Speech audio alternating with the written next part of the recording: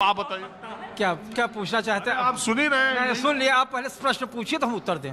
आप प्रश्न पूछिए। अरे मैं पूछ रहा हूँ माहौल क्या है। माहौल नहीं, आप पूछिए कि ये कि सही हुआ या गलत हुआ तो मैं बताऊं। आप तो अपनी राय पूछिए। जो हत्या हुई अतीक अशरफ की वह गलत हुई। वो शुरू से कह रहे थे, सुप्रीम कोर्ट से कह रहे थे कि मुझे सुरक्षा दी जाए। उन्होंने कहा राज्य सरकार पूरी सुरक्षा दे रही है, वो उसकी जिम्मेदारी बनती है। 30-35 पुलिस वाले लगाए गए थे।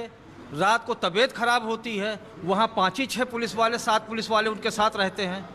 17 बता रहे हैं। 17 आपकी मीडिया में दिख रहा हो तो बताइए।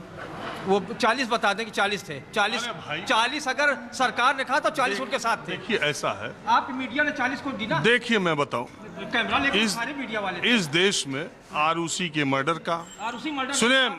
अरे मेरे सुनिए, आप ये इस पे आइए। अरे मैं सुनिए, एक नेता के आरुषि की हत्या पे डालेंगे, फिर आप आतंकवादी की हत्या पे डालेंगे, आप नेता की हत्या पे आइए। मैं पूरी बात करूं फिर बोलिएगा।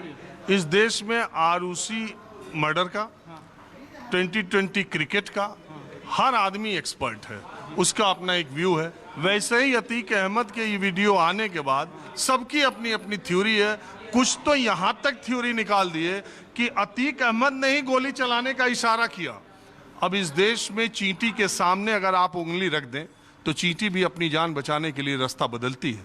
तो लोग ये भी कहने लगे कि अतीक अहमद के इशारे के बाद गोली चली। तो ऐसे भी लोग हैं जो, आपको क्या लगता है कि अतीक अहमद या दुनिया का कोई आदमी अपने ऊपर गोली चलाने के लिए इशारा करेगा? चलवाएगा? बिल्कुल नहीं चलवाएगा। क्यों कोई मरेगा? क्यों मरना चाहेगा?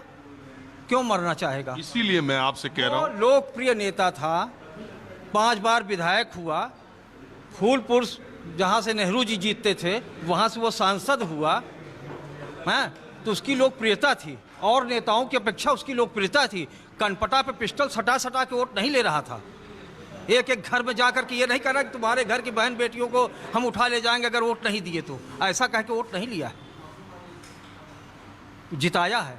और जीतने का जो सिस्टम है लोकपालिका का, उस तरह से वो जीता है, बूथ कैप्चर करके नहीं जीता है। भाई मैं अतीक अहमद के विधायक और सांसद होने पर सवाल नहीं उठा रहा हूं, लेकिन अगर आप ये कहेंगे कि अतीक अहमद ने अपराध नहीं किए, अपराधों की लंबी लिस्ट नहीं है, लेकिन आप अभी मुलायम सिंह के ऊपर कितने मुकदमे थे? कई बार चीफ मिनिस्टर हुए, रक्षा मंत्री हुए। शिवपाल के ऊपर कितने मुकदमे थे? जो सिस्टम में दौड़ेगा वो सबको संतुष्ट नहीं कर पाएगा। रामचंद्र जी नहीं संतुष्ट कर पाए एक धोबी को, तो एक सांसद क्या संतुष्ट कर लेगा पूरी जनता को? ये बताइए आप। मैं पूछना चाहता हूँ आपसे और जनता से। माइनॉरिटी का नेता था, ठीक है मानते हैं, चलिए यही मान लीजिए माइनॉरिटी का नेता था। तो एक छोटी सी घटना घट गई अशरफ के आदमियों के द्वारा, वो मदरसा कांड। उसके बाद यही जनता एक सांसद विधायक का इलेक्शन लड़ा और हार गया, लोकप्रियता चली गई। अच्छा, आप पूछिए, जो पूछिए हम बताएं। आप मुझे अब ये बताइए हाँ। कि ये योगी सरकार ने जो नई लिस्ट जारी की है, हाँ। और कुछ लोगों का नाम अपडेट किया है, हाँ। आपको लगता है कि दूसरे माफियाओं पर भी इतनी तेजी से कार्रवाई होगी? माफिया होता कौन है? माफिया होता कौन है? छोटी दुकान और बड़ी दुकान। कौन सस्ती जमीन नहीं खरीद रहा है? गांव का प्रधान होता है, कोई दबंग आदमी, वो 4 भाई लड़ते रहते तो एक भाई से जमीन लिखा लेता है, 3 भाई से कहता है इसी रेट पे बेचो, नहीं हम बगल में अब तुमको रास्ता नहीं देंगे। वो छोटे पैमाने पे कर रहे थे, ये बड़े पैमाने पे कर रहे थे। कौन सिस्टम में नहीं कर रहा? कौन बिल्डर है जो पेट्स के अंदर से 10 अरब रुपया लेके चला आया? आप बताइए। किसी ने यही किया, किसी ने कम किया, किसी ने ज़्यादा किया। अतीक अहमद बहुत बड़े व्यवसायी हो गए।